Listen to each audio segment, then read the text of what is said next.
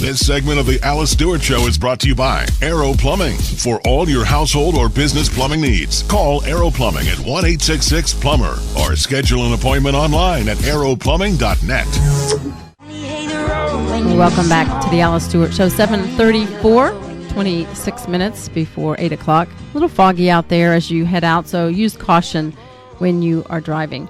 We have been talking about the upcoming session in Washington, D.C., which will kick off on January 6th. We will also have new legislators taking seats in our own state capitol, and they will be discussing many key issues that are important to the state of Arkansas. Here to talk about one of them, I am joined with Steve Brawner. He is a syndicated columnist and independent journalist. You can see his work at independentarkansas.com. Steve, great to have you here.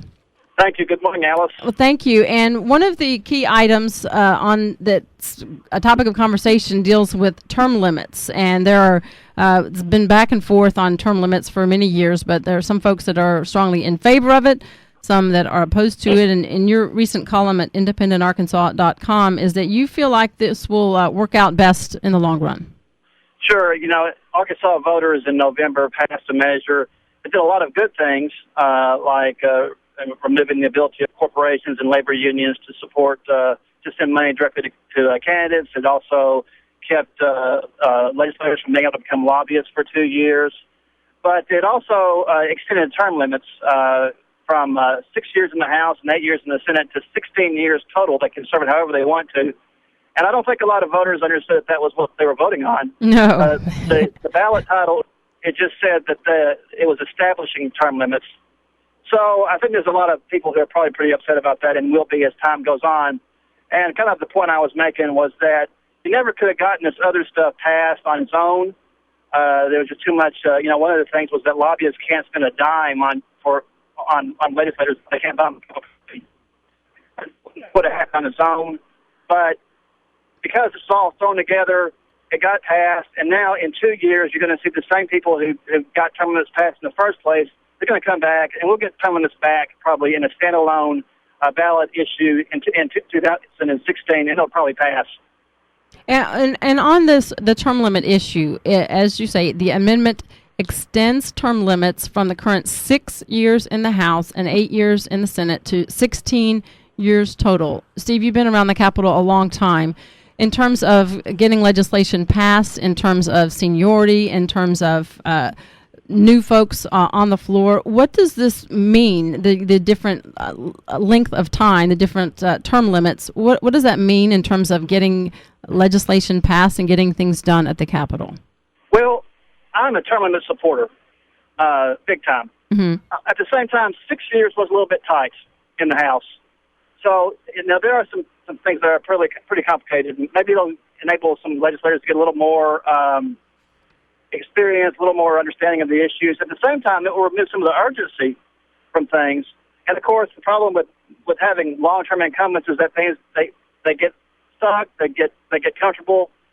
So I think that you'll see maybe if this were to stay, and I don't think it's going to stay.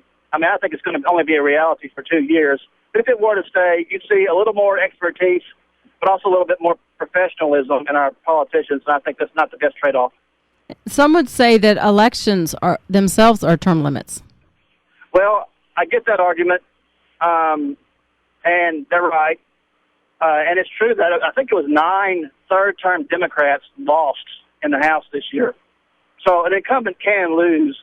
But the other issue is that incumbency is such a powerful tool that it almost holds voters hostage. And Steve Womack, who I'm not arguing with, but in his last segment told you that, the power of incumbency is so powerful in Washington, D.C., and he's right. Right. So it actually holds us voters hostage that we have to vote for people who are not that great. Otherwise, we have a freshman going against somebody who's been there for 20 years. That's not a fair thing to our district. Well, I think I agree with what Congressman said in terms of in Washington, that's such a big, powerful place. That you have to be there a while to get things that you want. But on the state level, the term limits are a little different in terms of all the items that you outlined. Steve, I want to ask you about another aspect of this Amendment 3, and that is what you had talked about, the amount of money that lobbyists can contribute to members of the legislature. How is that going to change the way things operate, not in the Capitol, but outside the Capitol, where folks say a lot of the sausage making actually takes place? I don't think people know how it's going to change things. There's been a lot of that provision has had a lot more conversation than any of the others. I can guarantee you. I mean, you go down to the Capitol Cafe, which is a great place to eat, by the way. Yes. But it's not that busy right now. Now, corporations and the union folks and the lobbyists can't go down there. As you say, you can't even buy a legislator a cup of coffee. You cannot. So there's been that's a big one. So really, I mean, there's a lot of scrambling right now. And a shell bill has been filed in the legislature, which is basically just a blank bill that we're going to fill this in later to start kind of smoothing out the edges and pounding out the details. So yeah, I don't know, and no one else knows how that's going to affect things. Right. Legislators are going to be buying a lot of their own breakfasts for a while until they get that figured out. And one other little component that you had mentioned is this is something that's been one of contention in D.C. as well, and that is that of being a lobbyist, increasing the time from 1 year to 2. The time if a legislator is voted out of office or they leave office, they now have to wait 2 years before they can register as a lobbyist. What difference would that make? That's a big deal. Yeah. Because right now, legislators go in there, they pass laws, and then become lobbyists. And several of our members of Congress are lobbyists now. A number of them are. And the problem with that is that it creates an incentive when they're in office to pass laws that will help them get a job later. Right. Well, that will benefit their future employers. And by increasing it to 2 years, it just, that's just a little bit longer for them to kind of become old news. So, it just takes away some of that incentive. It takes away some of that ability for them to want to pass laws that really are not in the best interest of Arkansans. It's kind of another check and balance on things going on in Washington. And then there are some that some say they are non-lobbyist lobbyists that are going to be at the Capitol this year. That's true. I mean, they're basically, but they'll have it'll be a little harder for them to do it.